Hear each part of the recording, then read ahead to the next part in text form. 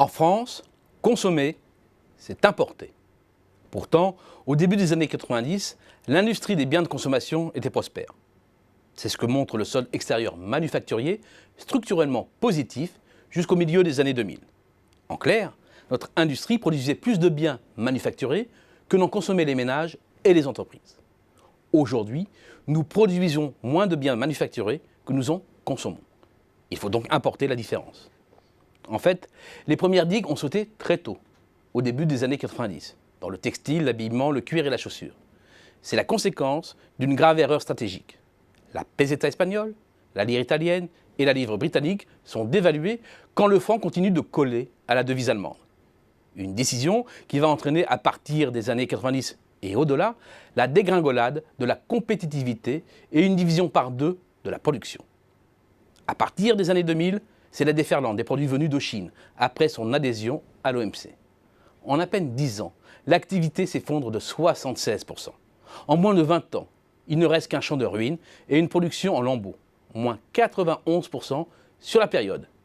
Difficile de faire pire. Et pourtant, en resserrant l'échelle du temps pour éviter d'écraser les données, un nouvel accès de faiblesse apparaît. Depuis fin 2012, la production prend, une fois encore, la mauvaise pente, laissant craindre le pire pour 2017. Bien sûr, l'ensemble textile, habillement, cuir et chaussures est au cœur des difficultés de la filière des biens de consommation. Mais d'autres bastions sont tombés. Dans le meuble, la production a été divisée par deux en moins de 30 ans. Vogica, Coval, Paris au siège, tous ont fait l'objet d'un jugement de procédure collective. Dans l'électroménager, l'électronique grand public, l'industrie des jeux et jouets, des fleurons sont également tombés. Moulinex, repris par Seb, Smoby Majorette, placés en redressement judiciaire, sont d'autres exemples de la déconfiture de la filière. Outre les attaques de l'extérieur, la baisse de la production s'explique aussi par les stratégies de délocalisation des grands groupes. L'automobile en donne une illustration parfaite.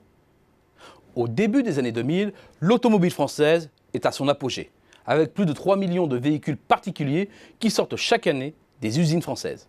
L'auto participe alors pleinement aux excédents extérieurs. Mais 2004, c'est l'année du lancement de la Logan par Renault, la première voiture low cost, fabriquée hors de France. Derrière ce choix emblématique se dessinent deux virages stratégiques. Délocaliser pour produire à bas prix pour une demande émergente en plein essor, mais aussi pour approvisionner les pays d'Europe de l'Ouest, dont la France. Résultat, le Made in France s'effondre. En 2000, PSA, Peugeot, Citroën et Renault Dacia Samsung fabriquent 4,6 millions de voitures particulières, dont 2,8 millions sortent des usines françaises, soit un peu plus de 60% du total. 8 ans plus tard, leur production mondiale flirte avec les 5 millions. C'est une hausse de 6,6% sur la période. En revanche, à peine 2 millions de véhicules sont assemblés sur le site France. C'est à peine 36% du total, l'équivalent d'une chute de 32% de la production. Chez Renault, la production nationale a même été divisée par deux sur la période. Ni le pacte automobile de février 2009, ni les accords de compétitivité après ne changent vraiment la donne, avec une production quasiment divisée par deux et un déficit extérieur à son record historique de 10 milliards d'euros. 10 milliards d'euros, c'était à la virgule près l'excédent de la filière en 2004.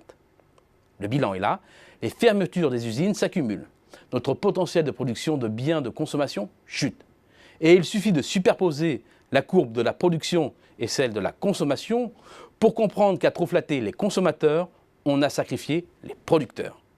Désormais, toute hausse de la consommation de biens se paie cash par une dégradation de nos comptes extérieurs.